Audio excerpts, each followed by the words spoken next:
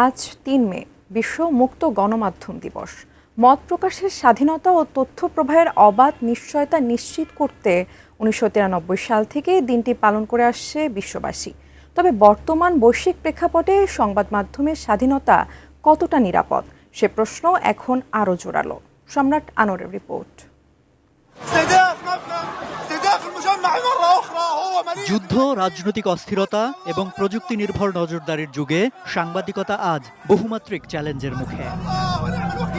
বিভিন্ন দেশে সাংবাদিকদের ওপর হামলা, গ্রেপ্তার, এমনকি প্রাণনাশের ঘটনাও উদ্বেগজনক হারে বাড়ছে। আন্তর্জাতিক বিভিন্ন সংস্থার তথ্য মতে সত্য প্রকাশের দায়ে প্রতি বছরই ঝুঁকি নিচ্ছেন হাজারো গণমাধ্যম কর্মী। কমিটি টু প্রোটেক্ট জার্নালিস্ট সিপিজির তথ্য বলছে ২০২৫ সালে বিশ্বজুড়ে ১২৯ জন সাংবাদিক ও গণমাধ্যম কর্মী পেশাগত দায়িত্ব পালনের সময় নিহত হয়েছেন। একই সময়ে বিশ্বজুড়ে ৩৩০ জনেরও বেশি সাংবাদিক কারাবন্দী হয়েছেন। তথ্যের অবাধ প্রবাহ কি তাতে বন্ধ হয়েছে? মোটেও না, বরং জনগুরুত্বপূর্ণ বিষয়ে তথ্যের ঘাটতি পূরণের দায়িত্ব যেন আরও চেপে বসেছে। ব্যস্ততা বেড়েছে গণমাধ্যম কর্মীদের। গণমাধ্যমের স্বাধীনতা মানে শুধু সংবাদ প্রকাশ নয়, বরং সত্যকে নির্ভয়ে তুলে ধরার পরিবেশ নিশ্চিত করা। সেটি না থাকলে গণতন্ত্রও ঝুঁকির মুখে পড়ে। প্রোপাগান্ডার কাজে গণমাধ্যমকে ব্যবহার করার প্রচেষ্টা নানা সময়ে হয়েছে, এখনো হয়। নির্দিষ্ট গোষ্ঠীর মত প্রচারে চাপ থাকে নানা পক্ষের। তবে নেতিবাচক কোনো প্রচেষ্টায় মাথা নত না করে চেক রিচেকের মধ্য দিয়ে সত্য প্রচারের নৈতিকতাই গণমাধ্যমের স্বাধীনতা। কৃত্রিম বুদ্ধিমত্তা বা এআই সে কাজ ক্রমেই যেন কঠিন করে তুলছে। এছাড়া অ্যালগোরিদমের প্রভাব, তথ্য নিয়ন্ত্রণ এবং ব্যক্তিগত গোপনীয়তার প্রশ্ন সব মিলিয়ে নতুন বাস্তবতায় সাংবাদিকদের দায়িত্ব আরও বেড়েছে।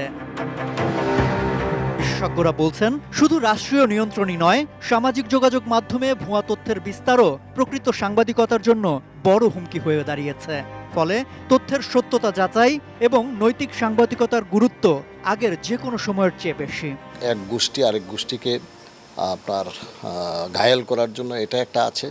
আরেকটা হলো যে টাকা কামানোর কারণ হলো যে সোসি নিউজগুলো, ভুল নিউজগুলো এগুলো কিন্তু বেশি আপনার শেয়ার হয়। এই চ্যালেঞ্জকে আমাদের মোকাবেলা করতে হবে এবং এটার একমাত্র উপায় হলো যে সত্য নিউজ, বস্তুনিষ্ঠ খবর। যতই মুক্ত সাংবাদিকতা আমরা করতে পারবো এবং এটা যতই স্ট্রং হবে, দেখবেন যে গণতন্ত্রও আস্তে আস্তে একটা পজিশনে বা একটা শেপে আকার ধারণ করবে।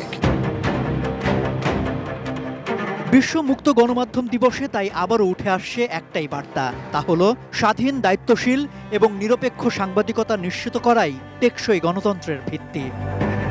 সম্রাট আনোয়ার, এটিএন নিউজ, ঢাকা।